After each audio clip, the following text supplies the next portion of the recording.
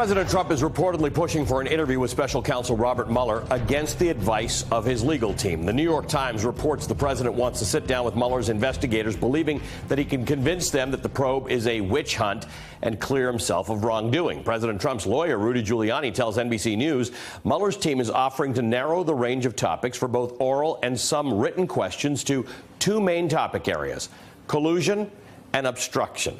All right, let's not forget the president's tweet on Tuesday. Collusion is not a crime, but that doesn't matter because there was no collusion except by crooked Hillary and the Democrats. All right, let's take a look at what we're dealing with when we talk about collusion and obstruction. According to Merriam-Webster, collusion is a secret agreement or cooperation, especially for an illegal or deceitful purpose. Right now, the word is being used as a sort of a catch-all term for the Trump administration's alleged ties to Russian meddling, and he's only technically right when he says it's not criminal. Legal experts say under U.S. code, collusion is federal crime only applicable under antitrust law. That definition, according to Cornell Law, is a collaborative agreement, usually secret, amongst rivals to prevent open competition through deceptive means in order to gain a market advantage. Basically, it's price fixing and bid rigging. But what is a crime is conspiracy. Under the federal conspiracy statute, a crime is committed when two or more persons conspire either to commit any offense against the United States or to defraud the United States or any agency thereof in any manner or for any purpose. Pretty broad. Robert Mueller has already used this allegation in his case against former Trump campaign manager Paul Manafort. Now, obstruction, one of the topics Mueller wants to talk to Trump about. According to part of Title 18 of the U.S. Code, someone obstructs when they corruptly or by threats of force endeavor to influence, intimidate, or impede the due administration of justice. Accusations of obstruction came fast after Trump tweeted yesterday, in part, "This is a terrible situation, and Attorney General Jeff Sessions should stop this rigged witch hunt right now before it continues to stain our country any further." His lawyer, Rudy Giuliani, denied that this tweet was evidence of obstruction. As we said immediately, it's an opinion. And he used a medium that he uses for opinions, Twitter. And I mean, one of the good things about using that is he's established a clear sort of practice now that he expresses his opinions on Twitter. He used the word should. He didn't use the word must. And there was no presidential directive that followed it. He didn't direct him to do it. And he's not going to direct him to do it. Joining me now is Jill Wine-Banks, former assistant Watergate special prosecutor. Jill, there's so much to unpack here. First of all, the White House yesterday said, Sarah Huckabee Sanders said, that the tweets are presidential opinion. This is a new category we've never heard of before yesterday, but they are not to be thought of as instruction or direction, even though he's the head of the executive branch. I don't buy into that argument at all. His words matter, and his words, whether they're expressed on Twitter or in a speech, carry consequences.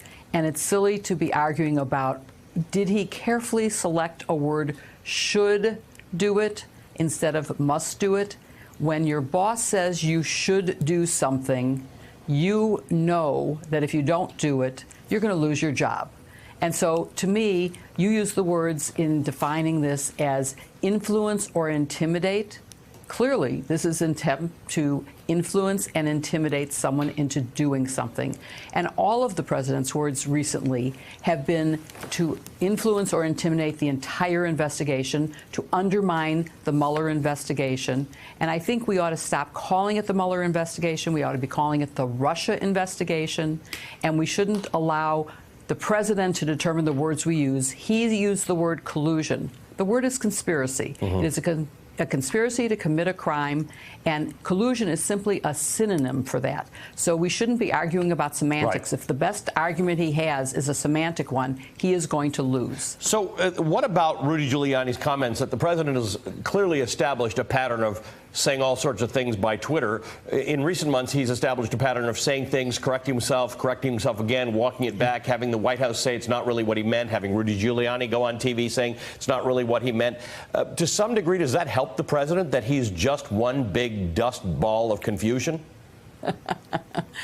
I don't think anyone wants a president who's just simply one big dust ball. I mean, we'd like a president who speaks clearly and says what he means.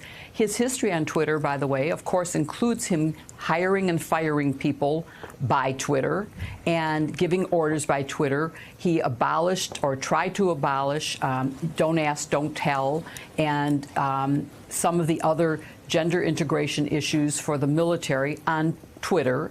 He certainly has Twittered about immigration in a way that were orders that he intends to carry out. So I don't think we should be arguing about whether he meant should or must. I think he intended clearly to disrupt this investigation in the same way that he sent messages to the jury in the Manafort trial that his friend was a good man who had worked for Ronald Reagan and was a darling. I think he used the word darling.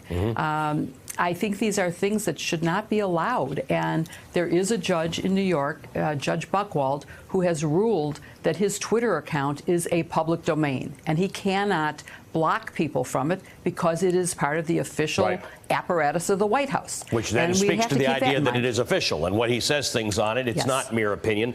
But now that Mueller has apparently agreed to narrow the range of topics for Trump and offer Trump the chance to give written answers, what do you think the strategy is? I don't know that the president will ever actually sit down. This may all be for a show for his audience that, oh, I really want to do this, and that he will ever actually agree to sit down. But I also don't really think the prosecutors need him because he is obstructing in plain sight. He is communicating openly.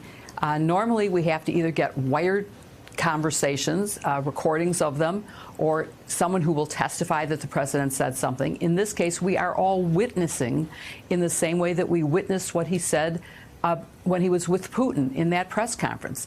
To me, that was a clear case of his cooperation with Russia and his subservience to Russia. And I think we ought to take at face value the things that we actually see and not listen to him when he says, don't pay attention, don't believe what you see and hear. Those were his words. I believe what I see and hear. Hey, MSNBC fans, thanks for checking out our YouTube channel. Subscribe by clicking on that button down there and click on any of the videos here to watch the latest interviews and highlights. You can get more MSNBC for free every day with our newsletters. Just visit msnbc.com/newsletters to sign up now.